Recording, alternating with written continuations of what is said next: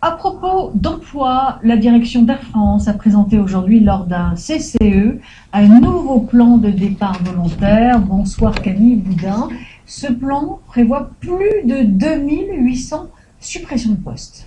C'est effectivement ce qu'a confirmé la direction aujourd'hui. Alors si on regarde la répartition de ces suppressions de postes par métier, 350 postes concernent les pilotes, 700 concerneraient les stewards et les hôtesses. Et pour le personnel au sol, on arrive au chiffre de 1826, parmi eux 300 pour le fret.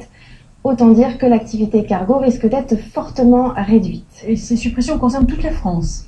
Alors, pour le personnel navigant, on connaîtra la répartition géographique de ces suppressions de postes en 2014. Pour le personnel au sol, ce qu'on sait aujourd'hui, c'est que 700 suppressions de postes devraient avoir lieu sur les aéroports parisiens, 600 pour Roissy, 100 pour Orly environ. Et puis, la province ne sera pas épargnée puisqu'on parle aussi de 600 postes pour les escales de Nantes, de Lyon, de Bordeaux, de Nice, de Bastia et les trois villes les plus touchées, Marseille, Montpellier et Toulouse. Alors attention, on parle bien d'un plan de départ volontaire, ça veut dire des départs non remplacés, départ en retraite ou congé sans solde par exemple. Donc a priori aucun licenciement sec, mais si on regarde quand même le nombre d'emplois qui ont disparu chez Air France ces dernières années, on arrive au chiffre assez impressionnant de 10 600 suppressions de postes en 3 ans. En effet, merci Camille. 3 plans de départ volontaires en seulement 3 ans. Autant dire que la politique de la direction est mal vécue par les salariés, en particulier dans les aéroports en région. Émilie Queneau, Mathieu Ville.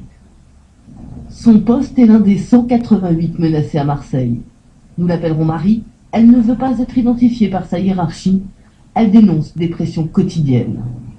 Je peux vous dire qu'on a des agents qui sont fatigués, on a des agents qui sont en arrêt maladie, on a des agents qui pleurent, on a des agents qui piquent des crises de nerfs, et c'est tous les jours. Et c'est tous les jours. Vous pouvez passer une journée avec nous et vous le constaterez. Et c'est une grande tristesse, vraiment, une grande tristesse. Des salariés qui préfèrent rester anonymes, même auprès du médecin du travail.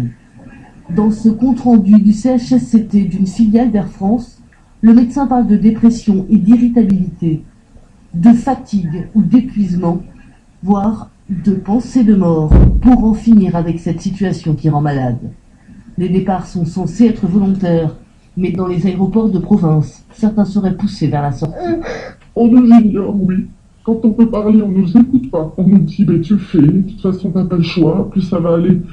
Plus il y aura moins il y aura de monde, et il faudra faire avec, et puis l'avenir n'est pas Air France, on sait pas où vous recaser après.